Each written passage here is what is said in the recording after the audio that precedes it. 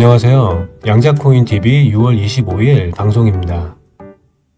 관세 이슈로 올 상반기 미국 증시가 한번 겪어야 할 조정 구간을 한번 지나갔다고 보면 이번 중동 이슈로 미국 증시는 확실한 베이스 구간을 확인할 것으로 예상이 됐었는데요.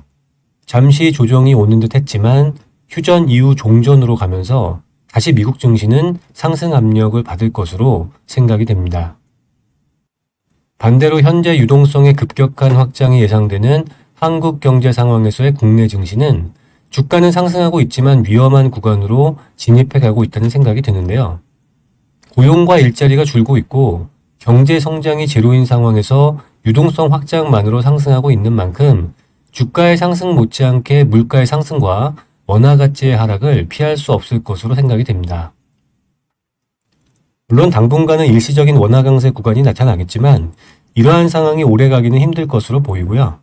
원화가 일시적으로 강세를 보이는 지금의 시기는 자산 포트폴리오를 재구성해야 할 적기라고 판단이 되는데요.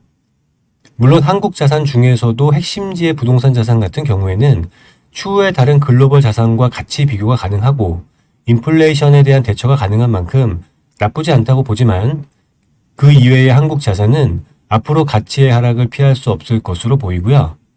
지금 한창 과열 중인 한국 증시의 경우에 설사 코스피가 5천을 간다고 하더라도 물가 상승과 원화 가치 하락으로 실질적인 자산 관점에서는 큰 이득은 없게 될 것으로 보여집니다. 물론 지금의 시점은 원화를 현금으로 가지고 있는 것보다는 한국 증시에 투자를 하는 것이 낫겠지만 그보다는 인플레이션과 원화 가치 하락을 방어할 수 있는 자산을 취득하는 게 더 좋다고 생각이 되는데요. 이미 미국은 비트코인을 전략자산으로 비축하는 법안을 미국 중앙정부와 주정부 차원에서 계속 진행하고 있고 지니어스법을 통과시키면서 스테이블 코인을 통해서 미국 국채를 담보로 달러에 대한 접근성을 획기적으로 개선시켜서 달러의 발행을 전 세계로 급격히 확산시키려고 하는 상황입니다.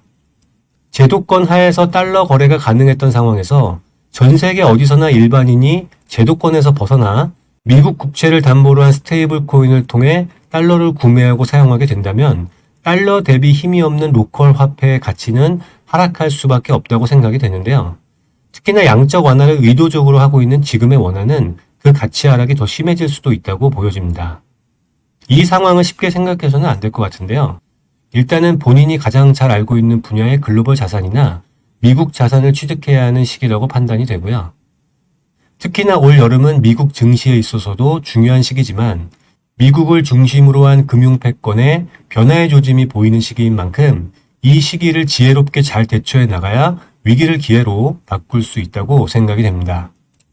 강남의 부동산이 7억 할 때도 사람들은 거품이라고 했었고요. 지금 그 거품이라고 했던 7억짜리 아파트는 60억 이상으로 거래가 되고 있습니다. 지구상에서 가장 강한 화폐인 달러의 통화량이 확대되고 있고 대한민국 화폐인 원화도 양적 완화가 진행되고 있습니다. 상대적으로 경쟁력이 없는 화폐가 양적 완화를 할 경우 화폐 가치의 하락은 더 급격히 진행될 수밖에 없을 것 같은데요. 앞으로 일어나게 될 상황을 투자자로서 잘 판단하셔서 현명하게 대처하시길 바라겠습니다. 이어서 오늘은 리게티에 대한 얘기를 이어가도록 하겠습니다. 이미 말씀드린 것처럼 리게티는 초전도 양자칩을 설계부터 제조까지 일괄적으로 수행할 수 있는 풀스택 양자 기업이고 양자 클라우드 서비스, 양자 QPU, 다중칩 양자 프로세서 판매를 통해서 수익을 창출해 오고 있습니다. 84큐비트 안카3 서비스를 아마존 브라켓과 마이크로소프트 애저를 통해서 제공하고 있고요. 올해 안에 4개의 9큐비트 칩을 바둑판식으로 배열한 미래형 모듈식 시스템 36큐비트 다중칩 모듈 양자 아키텍처를 출시할 예정이고 하이브리드 방식의 단일칩 개발도 진행할 예정인데요. 기본적으로는 초전도 게이트 방식의 모듈식 양자 시스템을 지향하고 있습니다. 2026년 말까지 오류율을 2배 이상 줄인 100큐비트 이상의 시스템을 출시할 예정에 있기도 하고 336큐비트를 갖춘 양자 시스템을 출시할 계획에 있기도 한데요. 최근에 초전도 큐비트의 잦은 결함을 줄이는 ABAA 제조 기술을 특성화하기 위해서 공군과학연구실로부터 548만 달러의 보조금을 받기도 했고요. 네덜란드 양자 스타트업 Q4X, 영국의 양자 컴퓨터 국립연구소인 NQCC와 함께 광섬유를 통해서 빛을 사용한 초전도 큐비트 광학판도 시연 실험을 실행하고 있기도 합니다.